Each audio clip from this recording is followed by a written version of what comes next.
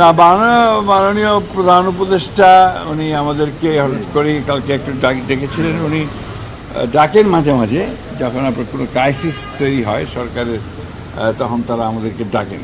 আমরা যাই, কারণ আমরা তো প্রতিশ্রুতিবদ্ধ যে আমরা এই সরকারকে আপনার সব রকম সহযোগিতা প্রদান করব গণতন্ত্রের উত্তরণের জন্যে। যা কিছুই করা দরকার আমরা সেই কাজগুলো আমরা করব। তবে আমরা যেটা মনে করি যে এই এনগেজমেন্টটা, এই মত বিনিময়টা আরও ঘন ঘন হলে আরও ভালো হতো, তাহলে তো এই উদ্ভূত সমস্যাগুলো তৈরি হতো না। কালকে যেটা হয়েছে মূলত আপনারা জানেন যে খুব দুঃখজনকভাবে একটি বিমান দুর্ঘটনাকে কেন্দ্র করে অনেক প্রাণ গেছে, কচি প্রাণ গেছে। আমরা নিজেও আমি পরশু দিনই আমরা দেখতে গিয়েছিলাম এবং আমরা দুঃখ জানিয়েছি, শোক জানিয়েছি। আমাদের অ্যাক্টিং চেয়ারপারসন, আমাদের চেয়ারপারসন এবং খালেদা সবাই শোক জানিয়েছেন এবং এই পরিবারগুলোর সঙ্গে সমবেদনা জ্ঞাপন করেছেন। কিন্তু তার ফলে গতকাল উদ্ভূত কিছু সমস্যা যেটা হয়েছে, আপনার মূলত মাইলস্টোন স্কুলে দুজন উপদেষ্টা এবং আপনার প্রেস সচিবকে তারা আটক হয়েছিলেন এবং আপনার সেক্রেটারিয়েটে পরীক্ষা সংক্রান্ত জটিলতায় আপনার ছাত্ররা ভেতরে ঢুকে পড়ে, যেটা আপনার আমার কাছে মনে হয়েছে, সকলের কাছে মনে হয়েছে যেটা একটা আপনার প্রশাসনিক একটা জটিলতার সৃষ্টি হয়েছে এবং একটা ল অ্যান্ড অর্ডার সিচুয়েশনও তৈরি হয়েছিল, আপনারা দেখেছেন সবাই।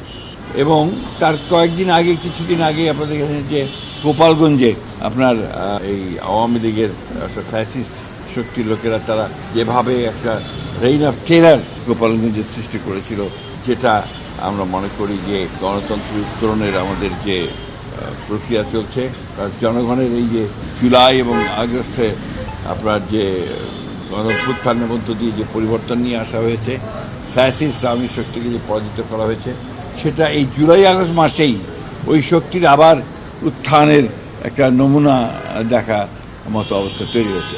এটার জন্যই উনি সম্ভবত যেটা উনি বলেছেন যে সমস্ত রাজনৈতিক দলগুলোর যারা ফ্যাসিস্টদের বিরুদ্ধে সংগ্রাম করেছে, লড়াই করেছে, তাদের সঙ্গে তিনি মত বিনিময় করার জন্যই এই সভাটা তিনি ডেকেছিলেন এবং আমরা সেখানে আলোচনা করেছি। আমরা আবার আমাদের পূর্বের যে commitment to cooperate with the এই আপনার সরকারের সঙ্গে আপনার গভর্নমেন্ট যে আন্তর্জাতিক সরকারের সঙ্গে আপনার তাদের সঙ্গে সহযোগিতা করা, সর্বাত্মক সহযোগিতা করবার জন্য আমরা আলোচনা করেছি এবং একই সঙ্গে নির্বাচন প্রক্রিয়াকে দ্রুত করা, ত্বরান্বিত করা এবং ওনার যে প্রতিশ্রুত যে ফেব্রুয়ারির মাঝামাঝি সময়ে নির্বাচন দেওয়া হবে, সেটা আপনার আমরা মনে করি যে ওনারা যে অতি দ্রুত সেই ব্যবস্থা গ্রহণ করা উচিত।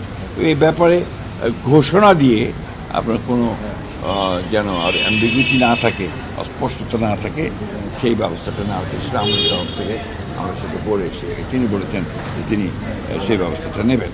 অন্তর্বর্তীকালীন সরকার তো অন্তর্বর্তীকালীন সরকারই, এটা তো আপনার কোনো একটা পলিটিক্যাল গভর্নমেন্ট না। স্বাভাবিকভাবেই তাদের কিছু ল্যাপসেস থাকবে, এই ল্যাপসেসগুলো থাকে। ঘটনা ঘটে বাংলাদেশে যখন আপনার নর্মাল গভর্নমেন্ট থাকে 15 বছর, তো আপনার একটা ইলেক্টেড গভর্নমেন্ট থেকে ফ্যাসিস্ট হয়েছে, তাই না? তখন ল্যাপসেস তো হাজার হাজার গুণে বেশি ছিল, হাজার হাজার কোটি টাকা বাইরে পাচার করে দিয়েছে, সরকার তো কিছু করে। তখন আপনার রাস্তাঘাটে অ্যাক্সিডেন্ট হয়েছে, এয়ারপ্লেন অ্যাক্সিডেন্ট হয়েছে, তখন তো আপনার কেউ কিছু করে। সুতরাং অন্তর্বর্তীকালীন সরকারের দুর্বলতাটাকে বড় করে না দেখে তাদের যে আপনার সদিচ্ছা, তাদের প্রক্রিয়া, সেটাকে বড় করে দেখা উচিত।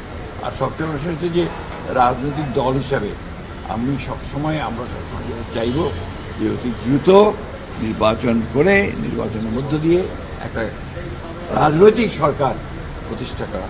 রাজনৈতিক সরকার না থাকলে এই সমস্যাগুলো আরও বৃদ্ধি পায়, সেই জন্য আমরা সেটা